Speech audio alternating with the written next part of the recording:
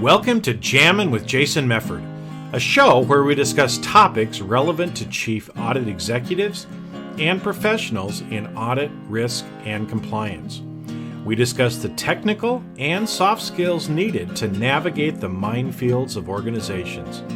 You hear best practices and practical advice for helping you advance your career, and we'll even talk about music, mindfulness, and psychology, because we can.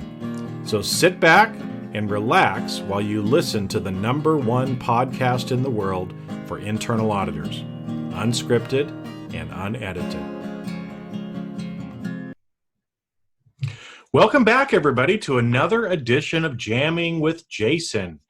And today I want to talk about breaking the mindset of CPE. So breaking the CPE mindset. Now, some of you might be wondering, what is the CPE mindset? So let me start just kind of explaining what that is and why we need to break out of that kind of mindset for us to be able to blossom and develop in our career the way that we need to. So CPE stands for Continuing Professional Education, CPE. Now, most of us in professional life have certifications, and as part of that certification process, you're required to have continuing professional education units each year.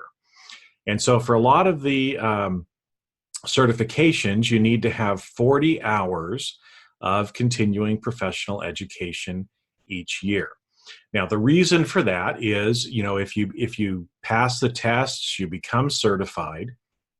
In order to maintain your certifications going forward, they want to make sure that you're actually staying current and relevant by continuing your educational process.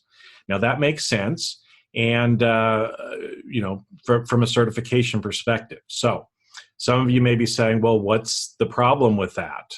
And let me just kind of explain.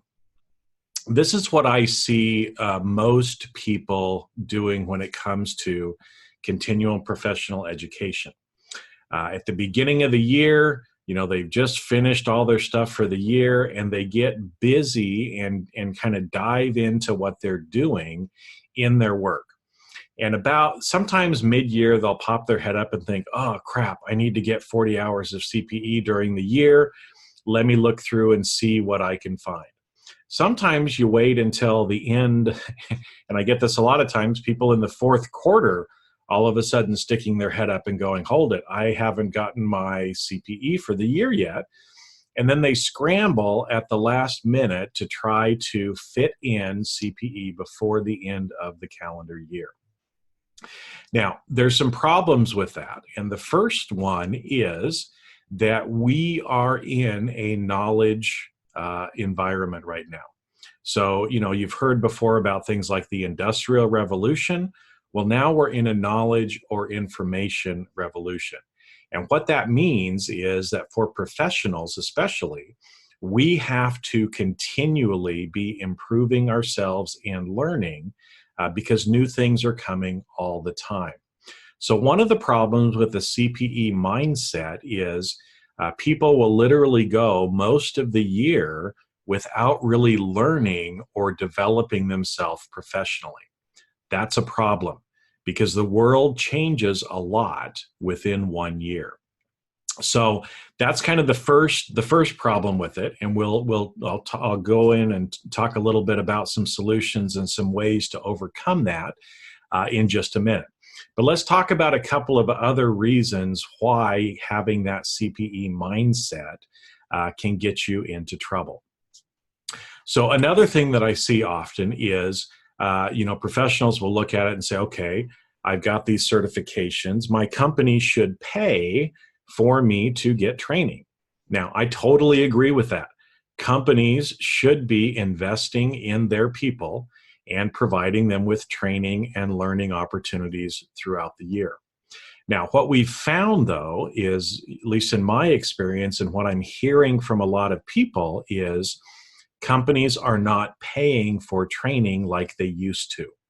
And so, you may go into your boss and say, hey, I would like to go to this conference, or I'd like to go to this particular seminar, and it doesn't get approved, right? So there's all these little buzzwords that go along with it. There's competing priorities.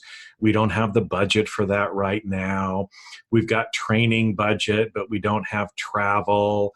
I can't afford to have you out of the office for a week. You've probably heard all of those things. Now, what ends up happening most of the time is people, when they hear that, they say, oh, if my company won't support me, then I can't get the training that I need. Now, that also is a trap that you don't want to get stuck in, because here's the reality. Whether your company pays for it or not, you need to be developing yourself. You need to develop what's called a lifelong learning mindset, where you are always trying to learn and grow. If your company won't pay for it, then you need to pay for it, right? Because your career is important, and no one else is going to take as much of an interest in your personal development as you do. So if your company doesn't pay for it, you need to find a way to pay for it. Because again, for you to continue to learn and grow and develop in your career the way that you need to, you've got to make the time and money investment to be able to learn the things that you need to. So that's the second one that I see a lot of times, is people will say, oh, well, my company won't pay for it, so I just can't do it. And sometimes they'll let their certifications lapse because of that. Which is unfortunate, because usually those certifications have taken sometimes years and tens of thousands of dollars to be able to get. Another one that I see often is people, and especially this kind of comes from the second group, where they say, oh, I don't have the money to pay for the training that I need. Now, this is another trap that we see people get into. They'll look at it and say, oh, a couple $100 or $1,000, I just can't afford that. And I hear that all the time. I can't afford that. Well, this is one of the little pieces of medicine of what you need to hear, maybe not what you want to hear. Instead of saying, I don't have money for it, you need to flip that around and say, what is it costing you not to invest that money? Okay, because again, here's the reality. Somebody else in your organization, somebody else out there in the world is choosing to invest in themselves. And when it comes to the time for promotion, when it comes to the time of maybe taking a different job at a different company, who do you think is going to win? The person who has continually invested in themselves, both in time and money, or the person who sits back and complains and says, I don't have the money, I don't have the time, my company won't support me? That person's not going to be getting the job. And so, like I said, the reality is I see people falling into one of three of these three different traps, and sometimes all of them. Okay? And that is not going to get you where you want to be in your career. Now, if you're perfectly happy where you're at, you never want another raise, you never want a different job, you don't want to move up in your career, then you probably don't need to worry about it too much. Except for the fact that while everyone else in your organization is learning and growing and developing, and you're not, when it comes time for layoffs or other things like that, who do you think is going to be the first person to be let go? It's the person who is not investing in themselves. Okay, so again, as I said when I started off here, it's important for us to continually have this, what's called a lifelong learning mentality. And so that's what I'm talking about, is trying to move from a CPE mindset where you think, oh, I need to have 40 hours of training every year, and it's got to meet these different criteria to be able to keep my certification going. Now, while that may be important, here's another thing I'm going to tell you. 40 hours of education during the year is not enough. You need to have more than that if you want to continue to stay relevant and move forward in your career. Okay, so we've talked a little bit about some of those traps that people fall into. So what can you do about this to be able to kind of shift your mindset and be able to get the training and learn the things that you need to do? So let me give you a couple of tips on that. One of the things, I told this scenario before of, you look through the catalogs or you look online a little bit and you go to your boss and you say, I'd really like to go to this training. Well, for your company to invest in you, there needs to be a return on investment for them. So if you're going to them with a training that's just something that's nice that you'd like to go to because it sounds really fun, and maybe it's in an exotic location like Hawaii or New York, someplace where you'd like to go visit, most of the time that's not going to be approved, because the manager is going to look at it and think, well, you just want a week vacation in Hawaii, and the topic doesn't really relate to what you're doing or what we need here. So no, you can't go. So a better way of going about that is to actually determine and look at your skills and competency and the knowledge that you have and realize, where am I weak? What are some of the things that I need to do to develop myself better? And so we'll just pick an example here. Let's say that you need to improve your communication skills. Those could be verbal, those could be written communication skills. And maybe you've actually had some things in your annual review or in some of the performance evaluations that you've had that says, Jason, you really need to improve your writing skills. Well, if that's something that you have been talked about in your annual review, then one of the things you should find is a way to improve your writing skills. If you go back to your boss instead and say, hey, we've talked several times about the fact that I need to improve my writing skills. One way that I would like to do that is to take this particular training as an example. You're going to be much more likely to actually get that approved because it directly relates back to the job that you're actually performing. Your boss is going to be able to sell that to others in the organization to say, yes, Jason's been having trouble with his writing skills. This looks like a good course for him to take. But here's the kicker. If you go and take that class, your performance better improve. Because again, if they're going to be investing time and money in you and having you away from the organization, they're going to expect to see a return. So that's one tip or one way to try to help in improving the likelihood of you getting approved for a particular training. Now, sometimes, again, you might look at that, and let's take this as an example. Maybe I looked at a 2 or 3 day seminar where I would have to travel to another city. And so, the total cost of that might be, maybe it's $1,500 or $2,000 for the course, but you're going to spend another $1,500 to $2,000 in travel costs. So the total outlay is going to be something like $4,000. And again, your boss may look at that and say, well, we just don't have the $4,000 to send you.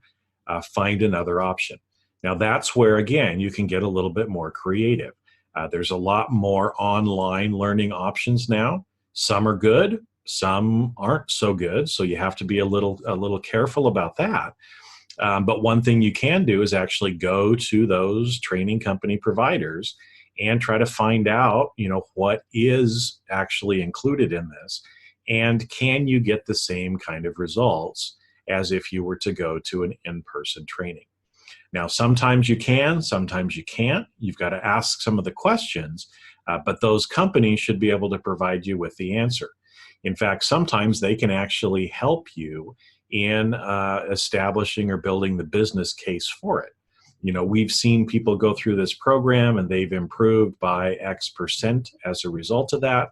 And so then you can start to try to understand, and maybe it goes from a $4,000 investment to a $500 investment. That's probably going to be easier, again, for you to get approved than a $4,000 investment. So you're going to have to start to be a little creative.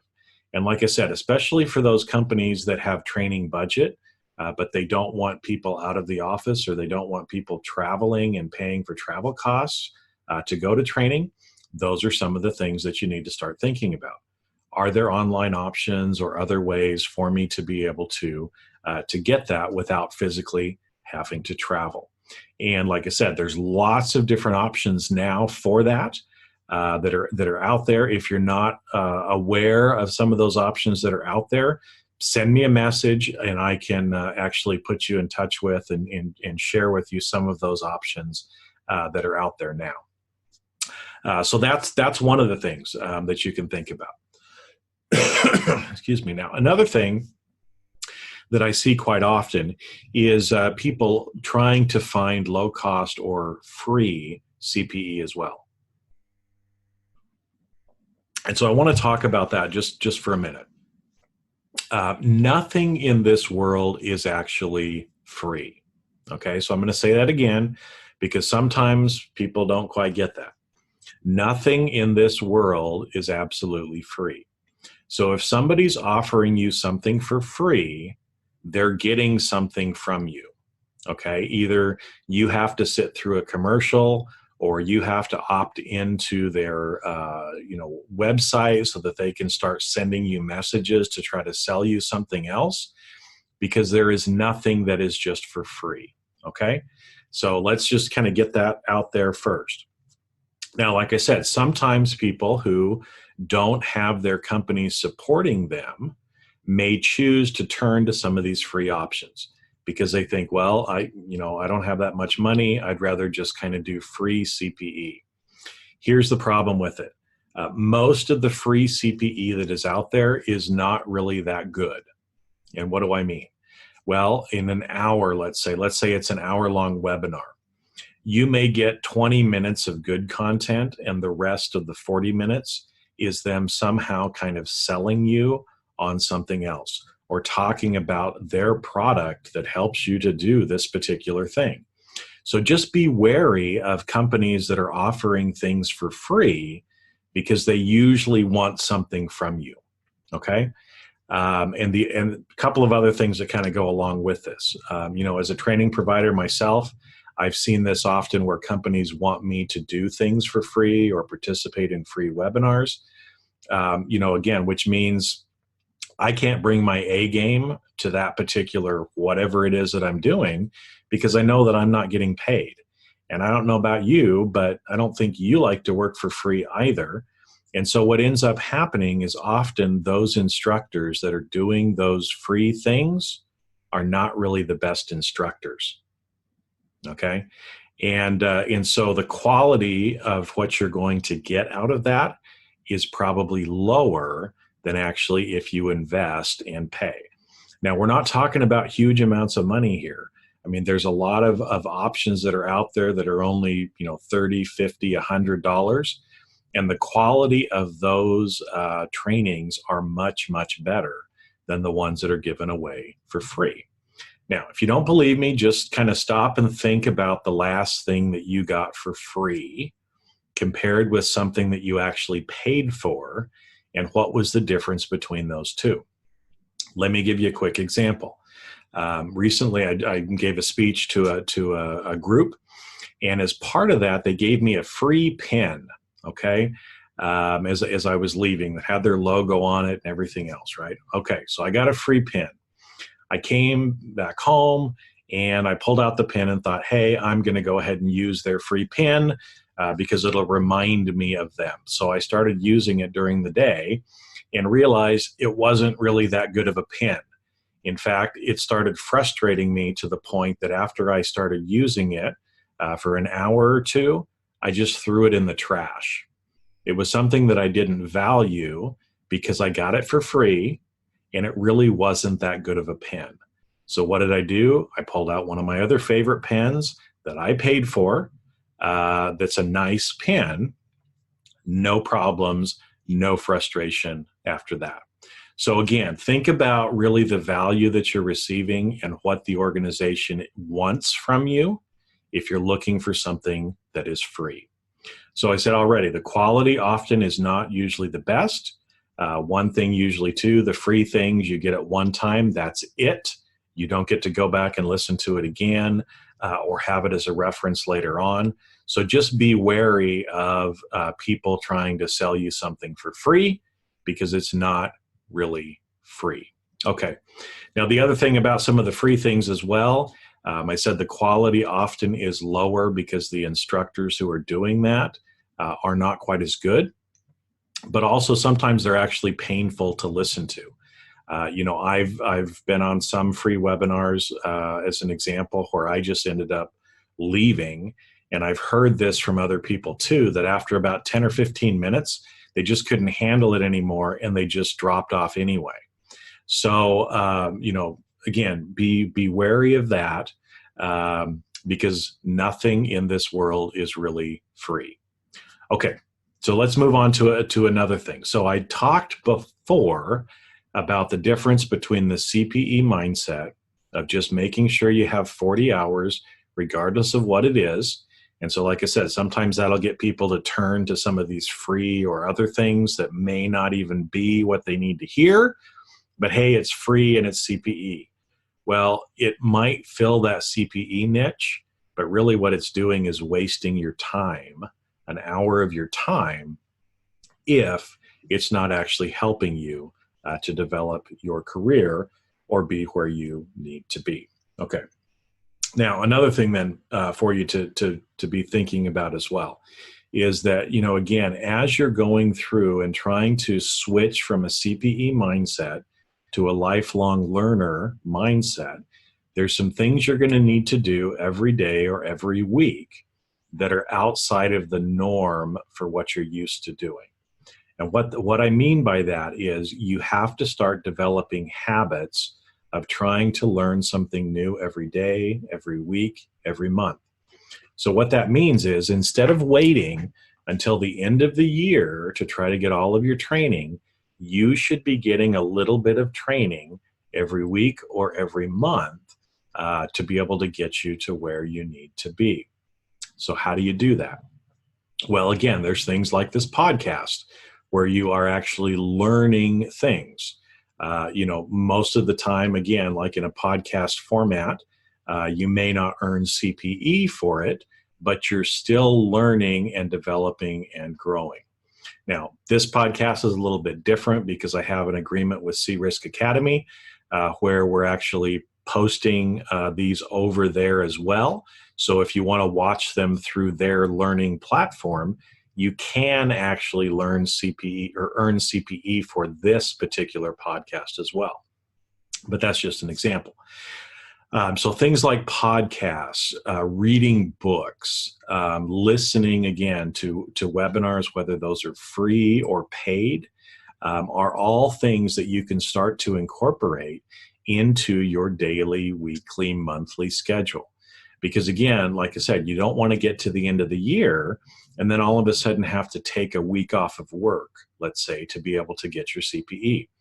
Do a little bit every day. And again, whether your company supports you or not, this is something that you should be doing for yourself. So go out and get what you need. Now, along with that, there's going to be some longer format things that you're going to need to do. There might be, 2 hour, 4 hour, a full day, 2-day classes, things like that, that you want to take as well. And so really you have to start planning and thinking about what is it that I need to develop? Where do I need to work on myself? So some of these may be things that are professional things. Again, like my example of learning how to communicate better, both written and verbal. That could, again, those are knowledge, skills, and competencies that relate to your job in particular. But sometimes there's also things that we want to do just for our own personal development. And that is just as important, if not more important, than some of the professional skills that we normally think about with a CPE mindset. So what I'm saying is there may be things that you need to learn or do that you're not going to receive CPE credit for. And that's okay. If it's something that you need to learn, you still need to invest the time and the money into learning those things regardless of whether you get CPE credit or not. Okay. And again, a lifelong learner is somebody who is learning things every day, every week, every month to be able to help them get to where they need to be. So I've talked a little bit about that. So here's kind of some takeaway homework for you to be able to do. So we're already quite a ways into 2019. So I want you to ask yourself a couple of questions. First off, how much training have you gotten already this year? Does it count towards your CPE requirements? Okay, because you need to have an understanding of where you're at currently so that then you can start to make a plan for the rest of the year. And so some questions that I want you to ask yourself as you're planning for the rest of the year is, okay, if you have certifications, you need to get CPE to help continue to maintain those certifications. So what kind of training qualifies for that? Because you're going to want to make sure that you do that so you can continue those certifications. So kind of sketch out and think, what are some of the types of courses that would fill those requirements? But then I want you to also stop and ask yourself, what are things that I need to learn, both professionally and personally? And of those things that I need to learn, which of those actually then line up with my CPE requirements? So focus on those first. If it's something that you need to learn and it will help you in your CPE for the year, take those courses first. Now, if your company isn't providing you a reimbursement or anything like that, you still need to do it. So figure out how you're going to be able to afford it. Because the problem is, again, like I said, you don't want to tell yourself, I can't afford it, I can't afford it. What you want to say instead is, how can I find the money to be able to invest in myself? Because this is an investment, okay? And as you are investing in yourself, where are you going to see the return? You're going to see the return later as you get raises, as you get promoted, as you move to other companies where you're making more money. That's when you're going to get the return. The problem is you won't get that return unless you make the investment of time and money up front. That's just the way it is.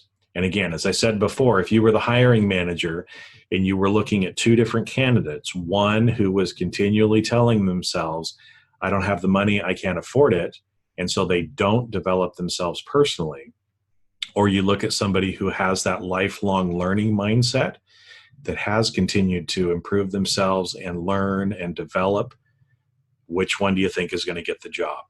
And so if you are the one that wants the job, you need to be more like that person who's going to get the job and become a lifelong learner. So again, that's kind of a wrap. We'll kind of close up here, with that. But again, want to help you in thinking and changing your mindset.